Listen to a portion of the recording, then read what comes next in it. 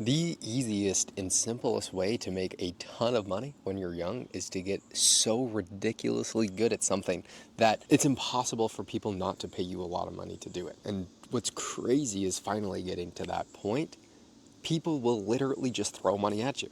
If you are so good at a high in demand skill, businesses will throw money at you for doing it. The hard part is spending 3 to 5 years to become the number one at something in your niche. And it can be hyper specific.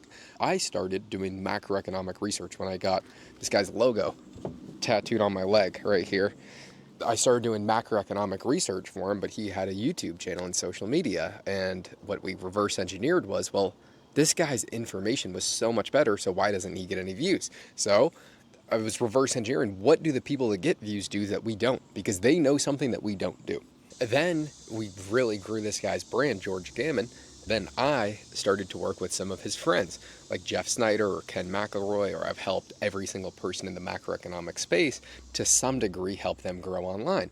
And I was working 14 hours a day and not making anything for about a year, just working to get better, because I realized that, hey, if I could figure this out, if I could figure out how to get business owners millions of views per month, that's worth a lot of money to them, and I'll eventually be able to make a lot of money in the future.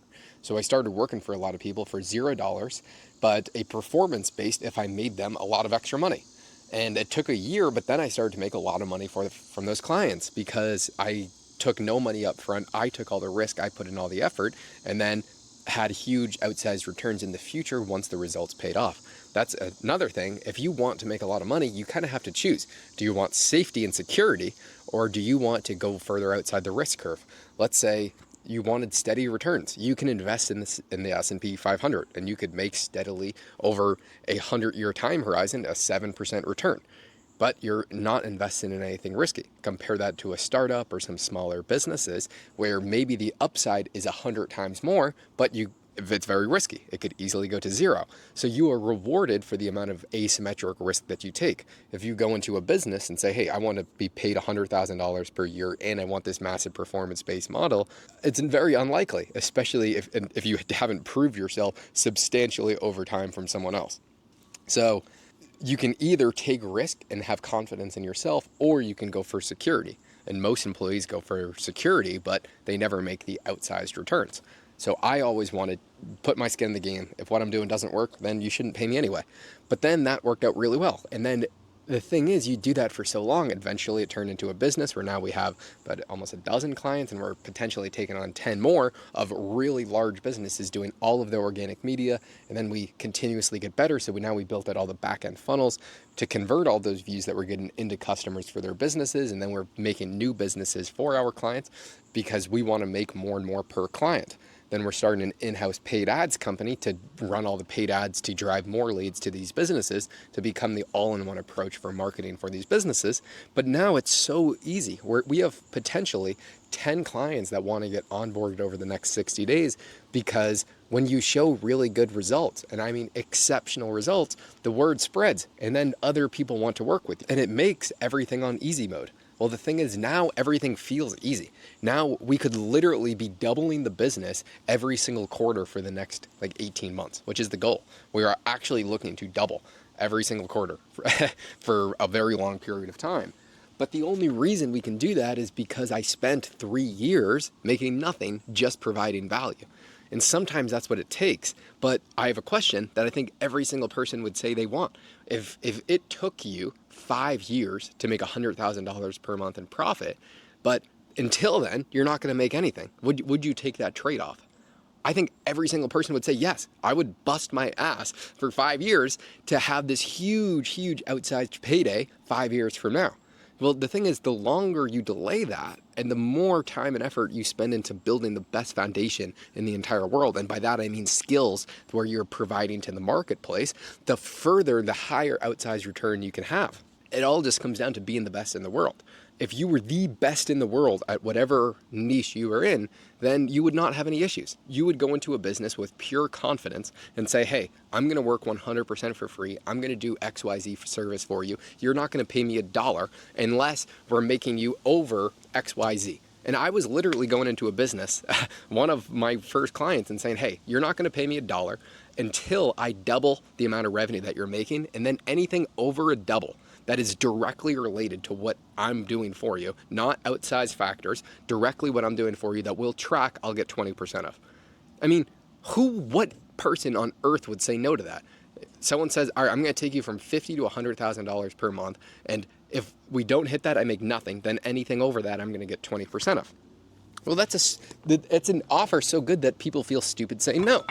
But the only reason why, good catch, Josh, first off. Oh, back again, jeez. The only reason why that was possible was because I was, first off, an arrogant prick that had a ton of confidence in my own abilities. But I also thought, well, I just want to work from this person to learn from them. And I know the more reps and experience I can get, the better that I'll get.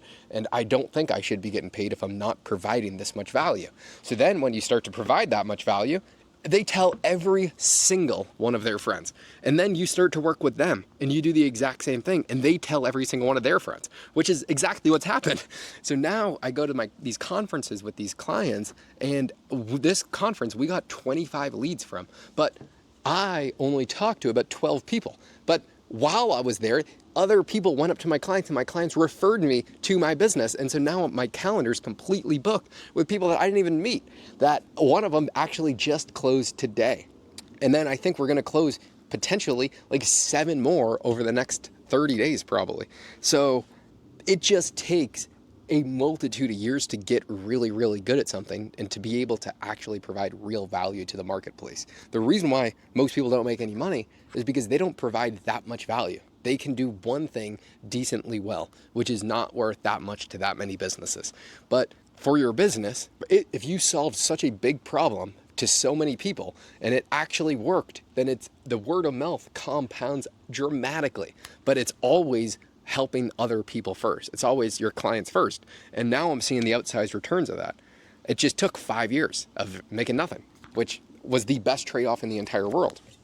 So now we got to just fucking scale, which comes with different issues. I mean, it's like when you're growing, when you're 14 years old and you're laying in bed crying of pain because you literally feel your bones growing and you have these growing pains. It's the same thing with business. It comes with a new set of challenges. Everything is just hard. It's just different levels of hard for different stages. And now it's really amazing the stage that we're getting to where we're starting to operate on a much higher level and a much higher caliber. The only problem is I feel like I've had to grow up to do it. I guess you have to grow up at some point. But I actually feel like I'm a grown up now, which sucks. I don't recommend it.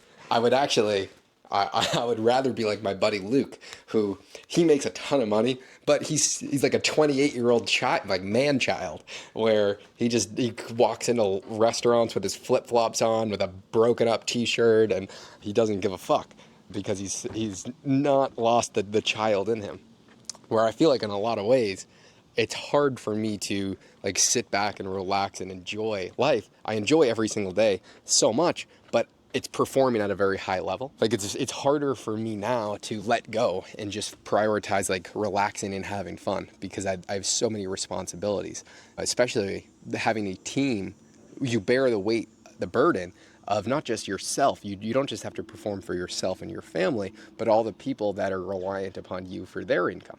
And so if I stop, then the whole system stops. It's not just me who's in trouble. It's all these other people that I also want to hopefully have a business where we can have a massive upside for as many people as possible. So definitely not as childlike as I was even 2 years ago when I was making videos every single day, but it's been at the expense of growing a business substantially. And hopefully we'll get back to that at some point.